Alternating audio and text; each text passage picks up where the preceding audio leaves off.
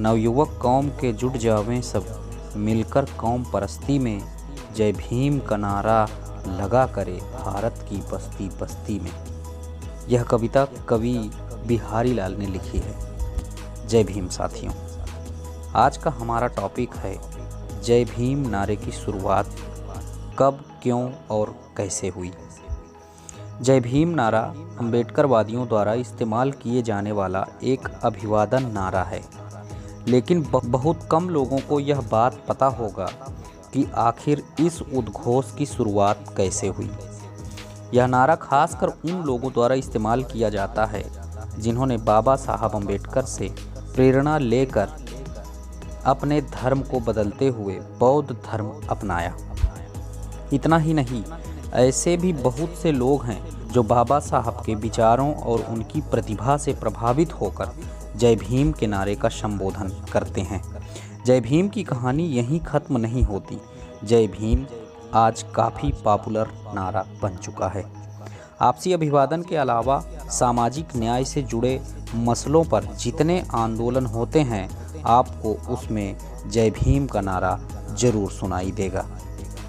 जय भीम नारे के जनक बाबू हरदास नगराले हैं, जिनका जन्म 1904 में 6 जनवरी को नागपुर के पास हुआ है। जय भीम का नारा सबसे पहले 1933 में इन्हीं ने दिया था, लेकिन उनके दिमाग में ये नारा आया कैसे, क्यों उन्होंने सिर्फ जय भीम नारे को ही चुना? क्या डॉक्टर अंबेडकर भी जय भीम का नारा बोलते थे? गूगल पर जब आप जय भीम लिखते हैं तो इसके कई जवाब और कई लेख व खबरें मिलती हैं। अलग अलग लोगों ने तरह तरह के दावे किए हैं, इसलिए हम इसके तह तक पहुंचने का प्रयास कर रहे हैं और इस दिलचस्प पड़ताल में हमें कई अहम जानकारी प्राप्त हुई है।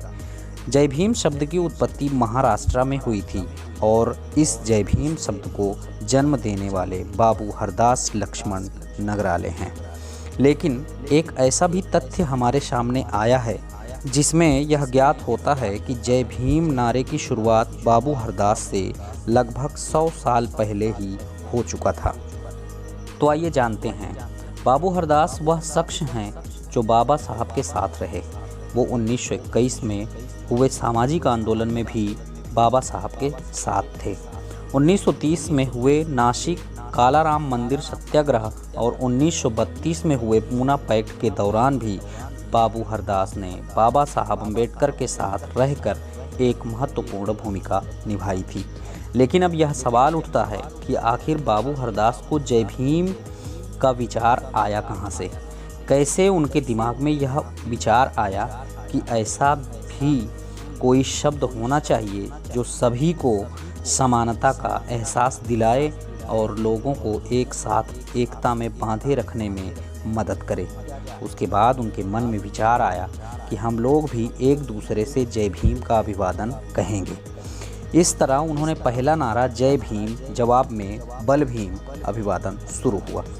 शुरू में जय भीम बल भीम का अभिवादन शुरू हुआ था, लेकिन आज जवाब में बल भीम की बजाय जय भीम ही जवाब में बोला जाता है। लगातार जय भीम के अभिवादन में बल भीम की जगह जय भीम बोला जाने लगा। 1933-34 में समता सैनिक दल को दिया गया बाबू हरदास के द्वारा यह नारा हर जगह छा गया। जय भीम का अर्थ होता है कि भीम की विजय हो और डॉक्टर अंबेडकर जिंदाबाद। लेकिन इस विषय पर एक मत और मिलता है। टाइम्स ऑफ इंडिया द्वारा प्रकाशित इंटरव्यू में जेएनयू के प्रोफेसर विवेक कुमार ने स्पष्ट करते हुए कहा है कि जय भीम का नारा डॉक्टर अंबेडकर से पहले ही शुरू हो चुका था। अंबेडकर के जन्म के पहले 1818 में, यानी बाबा साहब के जन्म से 73 साल पहले ही जय भीम नारे की शुरुआत हो चुकी थी।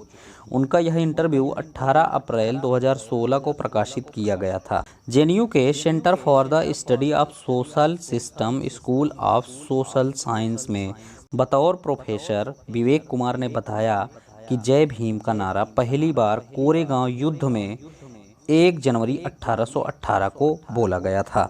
यह युद्ध पेशवा और ब्रिटिश कंपनी के बीच हुआ था। जेएनयू के प्रोफेसर ने इंटरव्यू में बताया कि युद्ध के दौरान सिपाही ने भीमा नदी पार करने के बाद जय भीम का उद्घोष किया था। यह नारा उन्हें नील नदी पर विजय के लिए प्रोत्साहित करता था। आपकी जानकारी के लिए बता दें कि महार सेना ने पेशवा को हरा दिया था। बाबा साहब हर वर्ष पुणे स्थित इस जगह जाकर महारों द्वारा प्रदर्शित अनुकरणीय वीरता को पुष्पांजलि अर्पित करते थे। प्रोफेसर विवेक ने बताया कि 1936 में इंडिपेंडेंट लेबर पार्टी की स्थापना के बाद जब बाबा साहब मुंबई चाल में अपना जन्मदिन मना रहे थे तो उनके एक समर्थक ने शुभकामना देने के लिए जय भीम का नारा दिया था। बाद में यह बढ़ता चला गया और आज पूरे विश्व में फैल गया। आज पूरी दुनिया डॉक्टर अंबेडकर के नाम पर प्रबोधन में, अभिवादन में जय भीम शब्द का इस्तेमाल करते हैं।